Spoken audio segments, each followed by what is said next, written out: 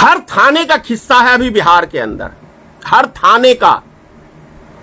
हर थाना सिर्फ वसूली के अलावा कुछ नहीं करता है बिहार के अंदर। इसीलिए क्राइम का बोलबाला है बिहार में, क्योंकि अपराधियों को पकड़ने में दिलचस्पी कम दिखाता है, दारू वाले को पकड़ने में दिलचस्पी ज्यादा दिखाता है। हेलमेट पकड़ जिसने नहीं पहना है, ऐसे लगता है कि भाई कोई आतंकवादी जा रहा है, पकड़ो पकड़ो पकड़ो, रोको रोको, तो वो आपको किसी न किसी बहाने से लपटेने की कोशिश करेगा। और यदि आप घबरा गए तो दीजिए। डबल इंजन का मतलब होता है कि डबल तरीके से हम लूटेंगे। लाइन काटे, बांध के पीटो, बांध के पीटो। कितना केस करेगा, कितना केस करेगा? अगर बकाया है किसी के ऊपर बिजली बिल, लाइन काटने के आप पूरे अधिकारी हैं, लेकिन बकाया नहीं है किसी घर के ऊपर और जबरन स्मार्ट मीटर लगाने जा रहा है, तो बांध के मारो उस अधिकारी को। चल अधिकारी के जो चेले चपाटे, जो पंचायती स्तर पे जो उनके कर्मचारी हैं, भाई साहब पूछिए मत। 10,000, 20,000, 50,000 दिए जाओ, दिए जाओ। मतलब इस कदर से जनता में आक्रोश है कि इस आक्रोश का अंजाम 25 में बिहार में भुगतना पड़ेगा। माननीय नीतीश कुमार जी आपको भी, और तेजस्वी जी, आप ही की सरकार के रीजन में अडानी के हवाले आपने नॉर्थ बिहार किया ना स्मार्ट मीटर। हद हो गई है बिहार में हर डिपार्टमेंट में। और जिसे हम समाज के रक्षक कहते हैं, पुलिस प्रशासन, शायद वैसा भक्षक कहीं कोई नहीं मिलेगा आपको। क्योंकि बिहार सरकार ने अभी जो नौजवानों की भर्ती चालू की है पुलिस डिपार्टमेंट में, जो 4-5 साल या 8-9 साल 10 साल से जो ड्यूटी कर रहे हैं, भाई उनकी ड्यूटी एक चीज के लिए प्रसिद्ध हो गया है। हर चौक चौराहे पे, थाने पे आप कुछ देखें या ना देखें, लेकिन एक चीज जरूर मिलेगा कि 300 रुपए की जो मजदूरी करता है,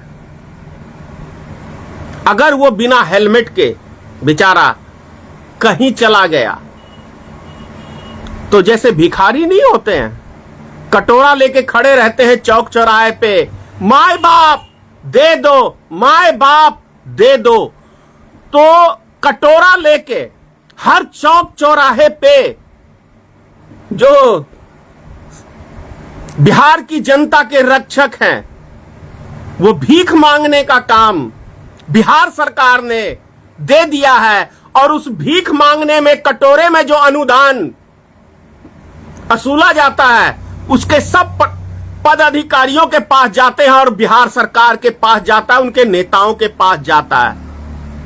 तभी तो एक शब्द नहीं बोलते हैं, चाहे बिहार सरकार हो, चाहे सत्ताधारी हो, चाहे विपक्ष का नेता हो, इसके ऊपर एक शब्द नहीं बोलता है। मैं कल की मैं खुद अपनी बात कर रहा हूं। चौरचन पवनी जिसे तीज कहते हैं, मैं मिथिलांचल में चौरचन बोलते हैं और बाकी देश में तीज का त्योहार कहते हैं।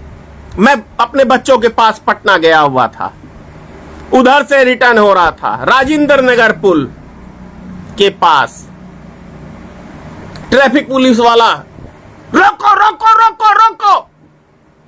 मैंने क्या हुआ भाई, ऐसे क्यों दिखा रहे हाथ? मैंने फिर क्या हुआ?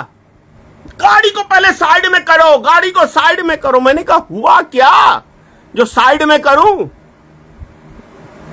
नंबर प्लेट कंप्यूटराइज नहीं है। मैंने कहा ये नंबर प्लेट तो 12 साल से है, जब से गाड़ी ली है स्कॉर्पियो मैंने। 10,000 का चालान होगा। चलिए साहब बुला रहे हैं। साहब भी बाहर से अंदर से निकल के आए केबिन से। साहब ने अपना बैच जो है टेढ़ा कर रखा था, नाम नहीं पढ़ पाया मैं, नहीं तो मैं अभी आपको बकायदा नाम भी बोलता उसका।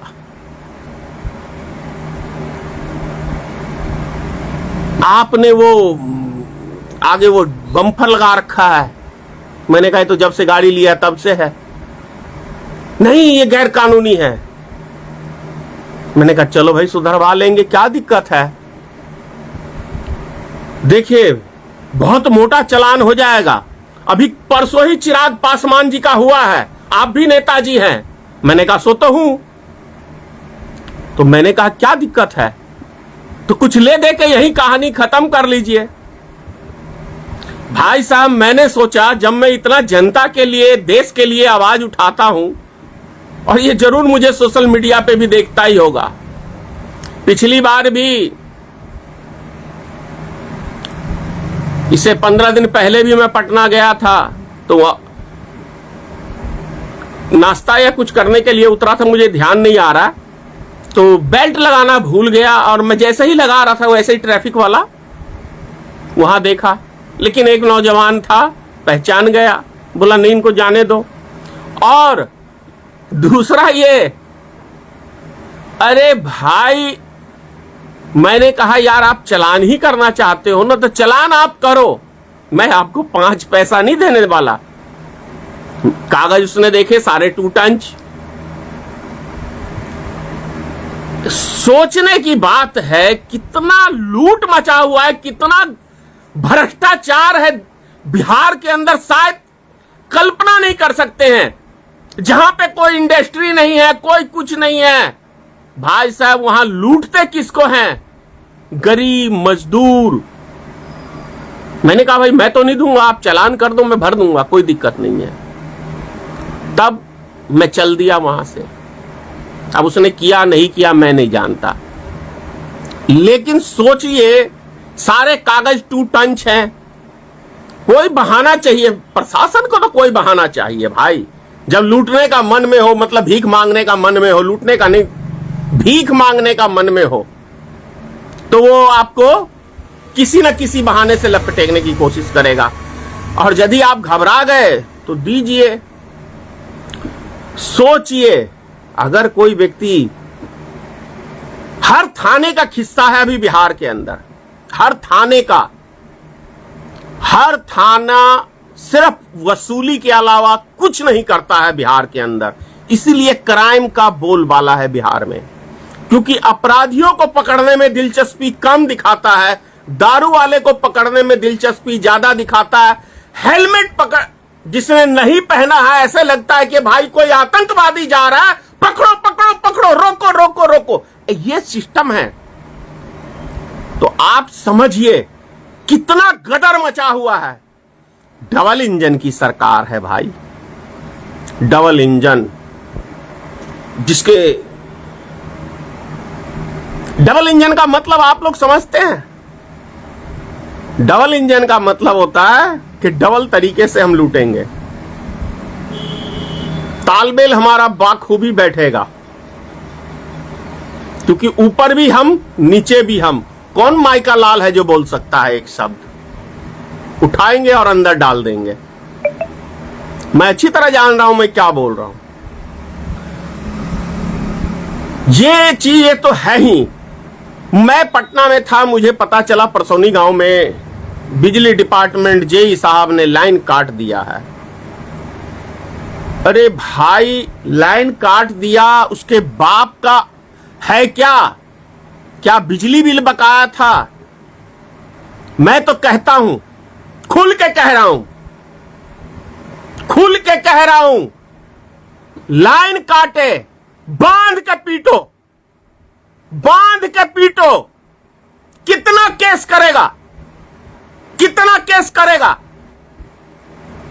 अगर बकाया है किसी के ऊपर बिजली बिल, लाइन काटने के आप पूरे अधिकारी हैं, लेकिन बकाया नहीं है किसी घर के ऊपर और जबरन स्मार्ट मीटर लगाने जा रहा है, तो बांध के मारो उस अधिकारी को। वो गुलाम होगा अडानी का, जनता का के ऊपर दादागिरी नहीं दिखा सकता है।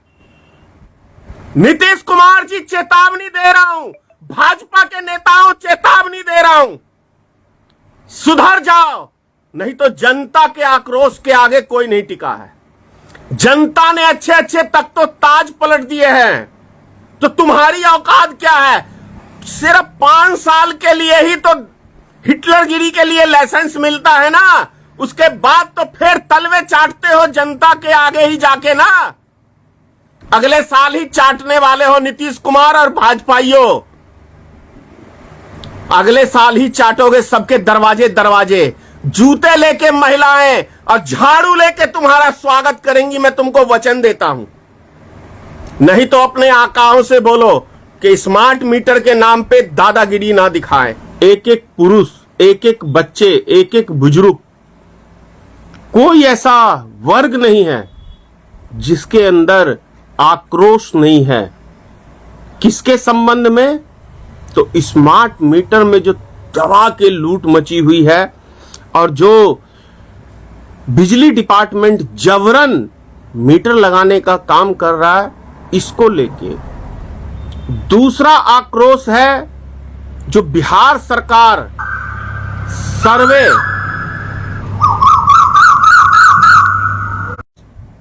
इस चीज के संबंध में है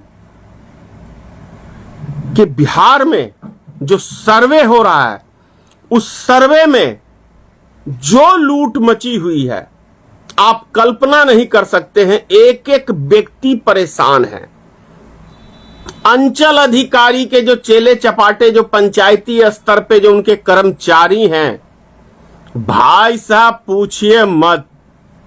10,000, 20,000, 50,000 दिए जाओ, दिए जाओ। मतलब इस कदर से जनता में आक्रोश है कि इस आक्रोश का अंजाम माननीय मुख्यमंत्री जी को 1 साल बाद पता चलेगा। और जो हमारे मित्रगण हैं भाजपा के, जो हमारे मित्रगण हैं आरजेडी के, सब के मुंह पे फेविकॉल का जो जोड़ लगा हुआ है ना, ये जोड़ कैसे टूटेगा और इसका परिणाम क्या होगा, इसका अंदाजा अभी नहीं, 2025 में सबको पता चलेगा कि जनता में आक्रोश क्या चीज का है और क्यों है। जो विधायक हैं उनके मुख से एक शब्द नहीं निकल रहा है, जो सांसद हैं उनके मुख से एक शब्द नहीं निकला हुआ है। तो क्या इनकी आरती उतारने के लिए जनता इनको चुनती है? जनता एमएलए एमपी को क्यों चुनती है? वो इसलिए चुनती है कि उनकी जो समस्या है वो सदन में उठाए, उनकी जो समस्या है वो लोकसभा सदन में उठाए। लेकिन ऐसे नालायक विधायक और सांसद हैं कि जिनको जनता से कोई लेना देना नहीं है। हमें तो हमारे पिताजी मोदी के नाम पे वोट मिला है, तो हम क्यों जनता के लिए आवाज उठाए? हमें तो वोट मिला है लालू जी के नाम पे, हम क्यों आवाज उठाए? तो इसका खामियाजा जी नरेंद्र मोदी जी, आपको भी 2025 में बिहार में भुगतना पड़ेगा। माननीय नीतीश कुमार जी आपको भी, और तेजस्वी जी आप ही की सरकार के रीजन में अडानी के हवाले आपने नॉर्थ बिहार किया ना स्मार्ट मीटर। देखिए ये जनता का आक्रोश कौन सा सैलाब लाता है, इंतजार करिए। जय हिंद।